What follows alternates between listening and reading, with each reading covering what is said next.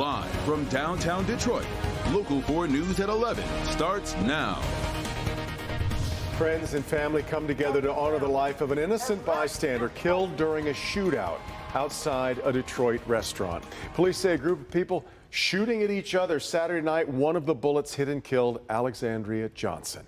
It tops our news at 11. I'm Devin Skillion. I'm Kimberly Gill. Alexandria was inside the Sloppy Chops restaurant in Detroit when the gunfire started. Tonight, the community gathered outside the restaurant to honor her life. Pamela Osborne was at tonight's vigil. She's live with the latest. This is absolutely heartbreaking.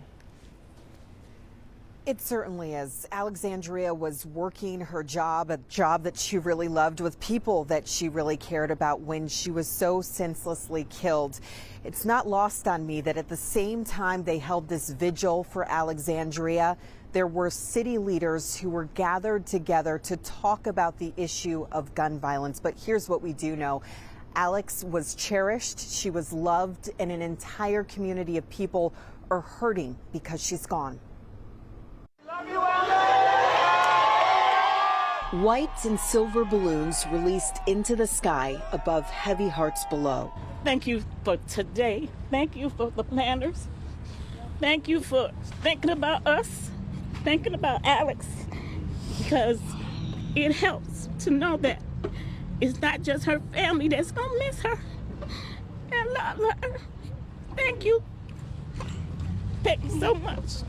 In her grief, Charlotte Johnson expressed gratitude for all of the people who turned out to remember her daughter, Alexandria. We say thank you for her love. We say thank you for her friendship. We say thank you for her service, for her work, for what she means to all of us. Alex was working her job at the Sloppy Chops restaurant Friday night on West McNichols when a group outside got into a gunfight. A stray bullet made its way into the restaurant, hitting Alex. You could just be at the wrong place at the wrong time and not even make it home at night. And that's just the most out of control thought that you can have, leaving out your house to think that you won't make it home. And no one should feel unsafe like that. Ashley Washington is fed up with the violence and heartbroken. It's a loss Rojanique Payne is still trying to process. Alex was the sweetest person that you would ever meet. She was so lovable. Tonight, they extended that love to each other in honor of the goodness and kindness Alex brought out in them in the time she was here. This is what she loved. She loved all her people, all her friends and families to be together. Funeral arrangements are still pending at this hour. We know that 2 other people were also injured in that shooting. They are expected to be okay.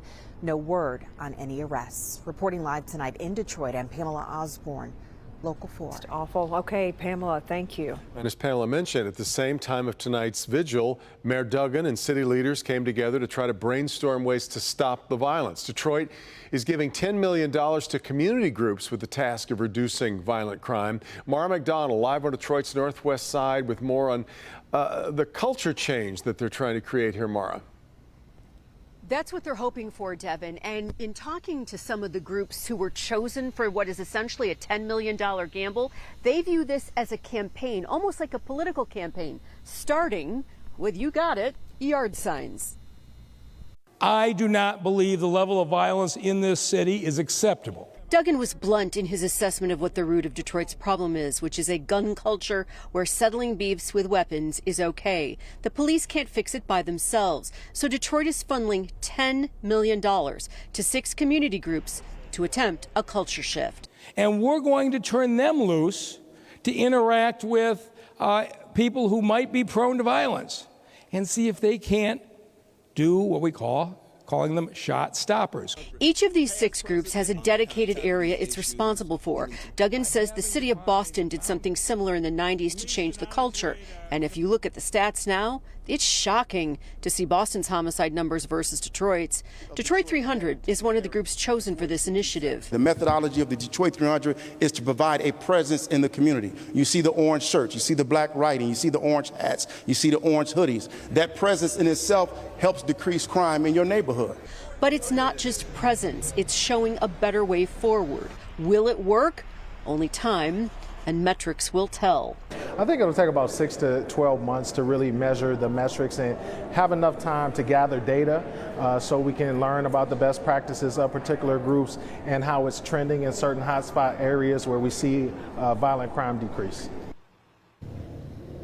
Back here live as the mayor detailed these plans to those who live in the 7th district.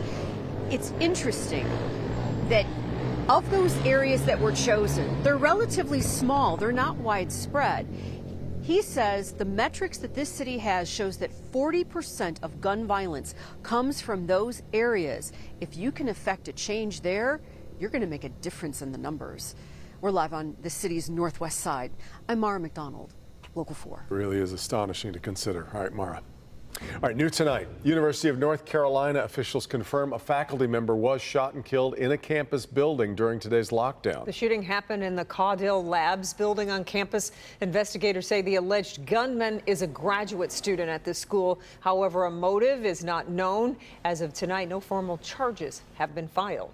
New at 11, could a possible run for mayor be in the future for Detroit City Council President Mary Sheffield? According to paperwork filed with the Wayne County Clerk's office earlier this month, she has formed a campaign committee. It's called Mary Sheffield for Detroit's Future. Sheffield was first elected to City Council in 2013, representing the 5th District. She was elected council president in 2021 after winning re-election.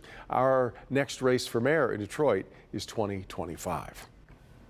A teenager is facing charges in the kidnapping of 2 newborns from a Livonia hotel. Prosecutors say the 16-year-old girl is quote-unquote adult designated, meaning it will be up to the judge to decide if she will be sentenced as an adult or a juvenile if she is indeed convicted. Last week, 3 other people were charged in the case. All face several charges, including kidnapping and unlawful imprisonment. Russian media released a video showing Novi native Paul Whelan inside a Russian prison. The video shows him standing among other inmates. Other portions of the video show him working a sewing machine in prison clothes. He has been detained in Russia now for almost 5 years. First held starting in 2018. A 16-year sentence for espionage was handed down. The Biden administration had hoped to secure Whelan's release during the negotiations on the prisoner exchange that eventually freed American basketball star Brittany Griner.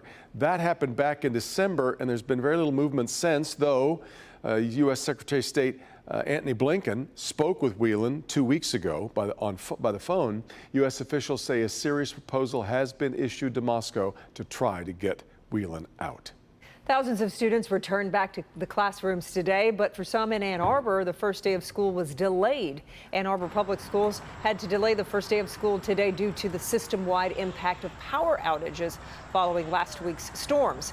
Classrooms were closed at Huron High School and Forsyth Middle School, including 3 elementary schools as well. Crews were out today working to fix those downed power lines. Our crews we're working all weekend long. Anytime you have an extended power outage, it's a process of restarting the school, essentially. DTE sent us a statement that reads in part, quote, "We know how important it is for schools to have the power they need to resume classes. That's why we've prioritized restoring area schools, including those in Ann Arbor. The remaining school was restored this morning." Former President Donald Trump now knows his arraignment date in Georgia and a trial date in Washington. He and 18 co-defendants will be arraigned in Fulton County on September 6th. Trump is slated to go first, with the others following in 15-minute increments. As for his federal trial on election interference, that is now slated to begin on March 4th of next year. Tonight, evacuations are underway in parts of Florida's tropical storm Adalia barrels toward the Gulf Coast. The storm is predicted to rapidly intensify and strike Florida as a major Category 3 hurricane. Right now, states of emergencies are being declared in Florida counties. Sandbags are being put into place. Windows and doors are being boarded up. At last check, the state has mobilized 1,100 National Guard members for rescue and recovery efforts. And over here now with Kim, we got to be getting closer to this tropical storm becoming a hurricane. Should be any time now, right? It could possibly even be during this newscast. I mean, we're that close to it. Still waiting for an update from the National Hurricane Center. That should come any moment now. But as of 8 o'clock tonight, Their winds were still at tropical storm strength, 70 miles per hour. Another update at 10 kept them at tropical storm strength, but only has to strengthen 4 more miles per hour for it to become a hurricane, and that will happen again any minute now. Hurricane warnings in effect from just south of Panama City on the Gulf Coast of Florida all the way down through Tampa, including Tampa and Tampa Bay under a hurricane warning. And then the yellow you see there, that is a tropical storm warning. It does include Fort Myers and the areas that were hit by Hurricane Ian last September. A change in the forecast here for Jacksonville all the way down to the coast outside of Orlando, now under a tropical storm warning. That was a tropical watch. Now that has become a warning. So rapid intensification likely. What you're seeing spinning right here outside Bermuda, that's Franklin. That's a major hurricane, but all that's doing is really creating some rip currents in Florida.